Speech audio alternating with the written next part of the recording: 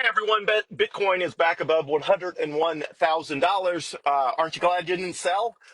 It played out exactly as I predicted, which is after it went above, people freaked out, they panicked, all that sort of stuff. Just like I used the analogy yesterday of a train stop. Everybody suddenly wakes up who's in the middle of watching a movie or sleeping and is like, oh no, this is my stop. I panic sell. I better get off. Maybe it'll never come above $100,000 ever again. And so the price goes, chops down and then it comes back up. And here we are back above $100,000. So what does this mean? A couple things. One, it's a good thing we went through that because everybody, the first group of however many people wanted to get off at above $100,000, they're off the train. Good for them. I mean, they'll be sad they're off the train, but at least we don't have to deal with them anymore right now. Panicky people who are panicking to get off the train, et cetera, et cetera. So those people are off the train. So, good riddance for the time being. Hopefully they'll come back on when they have learned a little bit of patience. Also, because Bitcoin's price is based on supply and demand, and that's built based on hundreds of millions of people making decisions on a daily basis about how much of any asset they want to hold, et cetera, et cetera.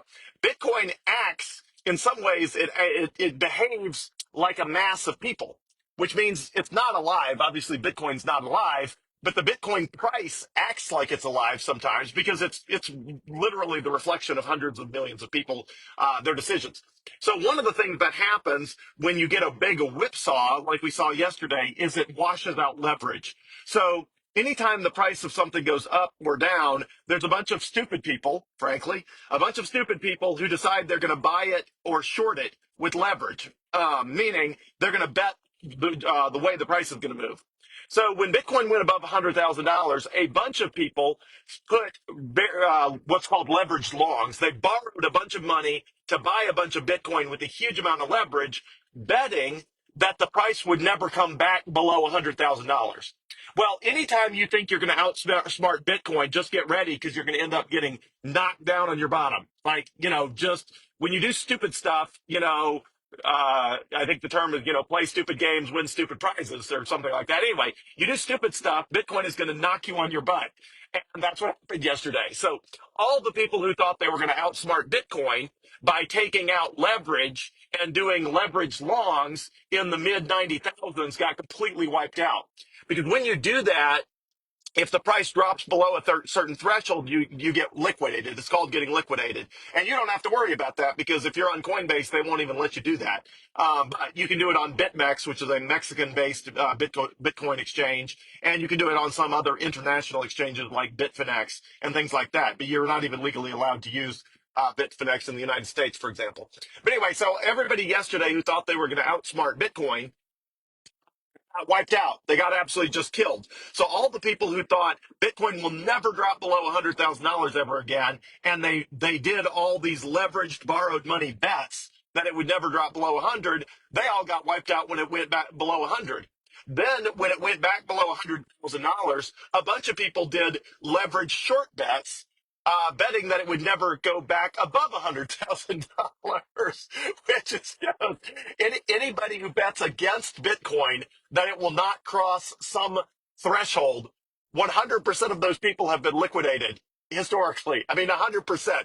There were people betting it would never cross $1, never $10, never $100,000, never $1,000, never $10,000, never $100,000, and even more people betting that it would never cross $100,000 twice. Meaning once it crossed $100,000, it would go down and then it would never go back up above $100,000. Those people got wiped out and lost all their money. So, you play stupid, that's what happens. So again, thankfully, nobody watching this video is likely in that bucket because you can't even do those sort of crazy bets in the United States in most cases. But anyway, so Bitcoin likes to do that. If a bunch of people act stupid, Bitcoin is happy to take their money away and give it to the patient people and the people that are not using leverage. So that happened yesterday. Everybody who wanted one last chance to buy Bitcoin below $100,000 got their chance.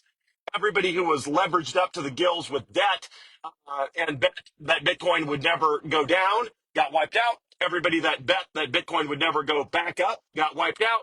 And everybody who benefits are people like you and me who buy and hold.